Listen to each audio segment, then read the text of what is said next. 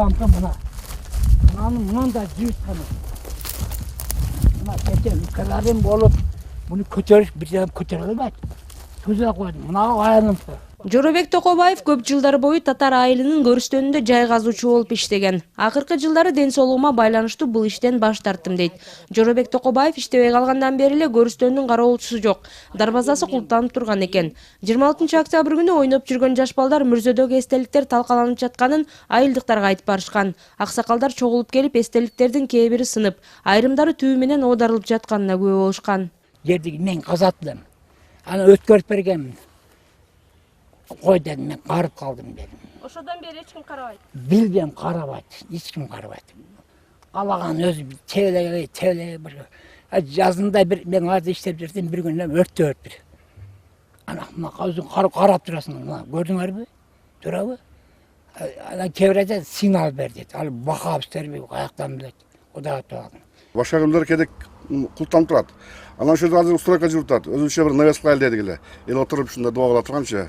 Ошого ачып койгонбуз да. Ал эми мырзага бир кандай адам бара бербейт да, ал же бир неме менен уралса жөн барбайт да. Ошого кээде ачык калып калат да. Ош шаардык милициясы тарабынан вандализмге шектүү катары ушул эле татар айылынын 1989 туулган жараны кармалып, ага өлгөн адамдын денесин жана алар көмүлгөн жерди мазактоо беренеси боюнча кылмыш иши козголгон. Айылдыктар мындай ишке барууга диний сабатсыздык себеп болду деп болжошууда. Аксакалдар кыштакка даават айтып келген белгисиз адамдар көбөйдү. Араларында радикалдуу агымдардын өкүлдөрү ушундай кылмыштарга үгүттөп кетиши мүмкүн деген күмөн ойлорун билдиришти. Айылдын имамынын да жоопкерчилиги каралышы керек дешет. Жинди киши кылбайт, мас кылбайт. Анан бир кишинин колунан келбейт бул. Бул эми ушу жаштардын баягы динге берилип, мынандай кылгыла деген кылды десек, огоям эле ол жетпейт. Муну бир киши буйрук болгондо бул заказ болгон. Молдобуз уккан экен бир күн мурун. Ол айтпаптыр.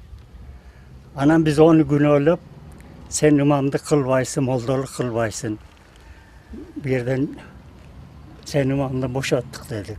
Кылмышка шектүү катары кармалган адам күнөөсүн моюнга алган. Ал жасаган ишин, мүрзөгө эстелик койбош керек экенин телевизордон көргөнүн, аларды орноткондор күнөө кетиргенин айтып, маркумдарга оор болбош керек деп түшүндүргөн. Чоң телевизорлордон эле көрчүмүн.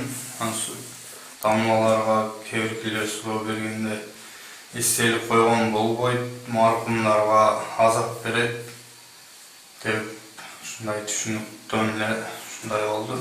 Ал эми айылдын имамы Сабыралы Мадалиев болсо чынында эле жума намаздарда маркумдардын жайына эстелик тургузуу туура эмес деген сөздөр айтылганын жашырбайт. Анткени шариятта ошентип жазылган дейт дин кызматкери. Бул шариятта өзү исламда эстелик коюу боюнча бул нерсеге тыюу салынган. Бул нерсе ар бир жерде, мечиттерде, жумаларда дагы айтылып келип жатат. Бул нерсе биздин Ханафи мазхабында коюлбасын дейт, бирок коюлган нерсе бул бирөөнүн мүлкү болуп саналат. Эч качан талкоолоого дагы биздин мазхабта жол берилбейт. Укук коргоо органдары бул кылмыш иши дыкат териштирилбесе, диний кырдаалды курчутуусу мүмкүн дешет. Чыныгы исламды түшүнбөгөндүгү, традициялуу салттуу исламды түшүнбөгөндүгүнөн болуп жатат деп ойлоймун. Бул багытта милиция органдары гана эмес, жергиликтүү өзүн башкаруу органдары, дин өкүлдөрү дагы элдерге түшүндүрүү иш чараларын жүргүзүш керек. Бул ошол маркумдарга жакшылык кылам деп, ошол эле мезгилде ушу баласын жоготкон эненин кайгысына кайгы кошту, атасын жоготкон уул кыздарга кайгы кошуп туруп, алардын жаратын кайрадан сыйрыганга барабар деп ойлойм. 2-3 жыл мурда Ош областынын Кара Суу районуна караштуу Ишкаман айылында имам мүрзөлөргө эстелик тургузуу туура эмес экенин жергиликтүү элге түшүндүрүп, аксакалдардын чечими менен мүрзөлөрдөгү маркумдун сүрөтү жана аты жөнү чегилген таштар алынып салынган. Анын ордуна арчаны коюп орнотуп калышкан. Бирок ага маркумдун аты жазылбайт, сүрөтү дагы түшүрүлбөйт. Гүлжан Алтмышбаева, Бекжан Токтосунов, НТС Ош.